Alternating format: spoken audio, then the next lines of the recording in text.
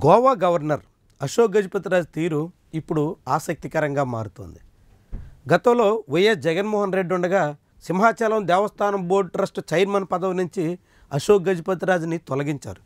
అశోక్ గజపతిరాజు మీద వేటేసి ఆయన స్థానంలో ఆయన సోదరుడి కుమార్తెకు ఛాన్స్ ఇచ్చారు. దాన్ని అశోక్ గజపతిరాజు తెలుగుదేశం పార్టీ తీవ్రంగా తప్పుపట్టింది. న్యాయస్థానాలను ఆశ్రయించింది.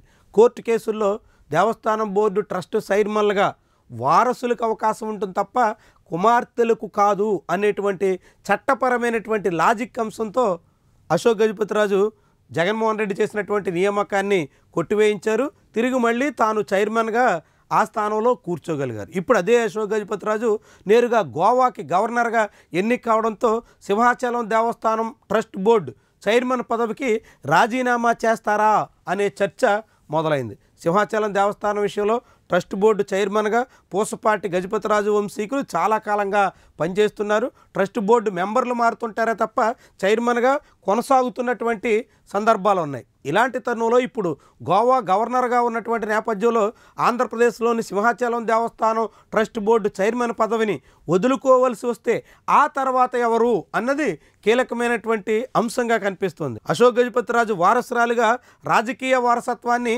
అదితి గజపతిరాజు అందుకున్నారు. విజయనగరం నుంచి ప్రస్తుతం ఆమె తెలుగుదేశం పార్టీ తరఫున 2024 ఎన్నికల్లో గెలిచి ఎమ్మెల్యేగా కొనసాగుతున్నారు. ఇప్పుడు తన కుమార్తె అదితి గజపతిరాజుకి సింహాచలం దేవస్థానం ట్రస్ట్ బోర్డు చైర్మన్ గిరి అప్పగిస్తారా అనే ఊహాగానాలు వినిపిస్తున్నాయి. కానీ అదే అశోక్ గజపతిరాజు గతంలో కోర్టులు సాక్షిగా వాదించినటువంటి అంశం ప్రకారంగా కుమార్తెలకు దేవస్థానం ట్రస్ట్ బోర్డు చైర్మన్ గిరి అప్పగించే అవకాశం చాలా నామమాత్రం. మరి ఇలాంటి తరుణంలో అశోక్ గజపతిరాజు తన వారసుడిగా ఎవరినైనా ఎంపిక చేస్తారా, లేకుంటే ఇంకేదైనా మార్గాన్ని అనుసరిస్తారా? ఇది కాకుండా ఆయన రాజీనామా చేసిన తర్వాత బయట వాళ్ళకి సింహాచలం దేవస్థానం ట్రస్ట్ బోర్డు చైర్మన్ గిరి దక్కుతుందా? ఇలాంటి అనేక అంశాలైతే ఇప్పుడు తెర మీదకు వస్తున్నాయి. మొత్తంగా అశోక్ గజపతిరాజు ఇప్పుడు తన పదవికి రాజీనామా చేయాల్సిన పరిస్థితి వస్తే మాత్రం ఆ తర్వాత వారసుడెవరు అనేటువంటి ప్రశ్న చాలా తీవ్రంగా ఉండేదానికి అవకాశం ఉంటుంది.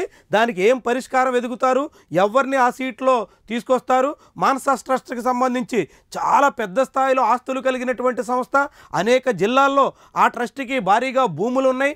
అలాంటి విలువైనటువంటి ఆస్తులు కలిగిన ట్రస్టు యాజమాన్యాన్ని ఎవరికి కట్టబెట్టే దిశలో అశోక్ గజపతిరాజు అడుగులేస్తారు, అందుకు చంద్రబాబు ఏ రీతిన సహకరిస్తారు అన్నది కీలకమైనటువంటి విషయంగా మనం చూడాల్సి ఉంటుంది.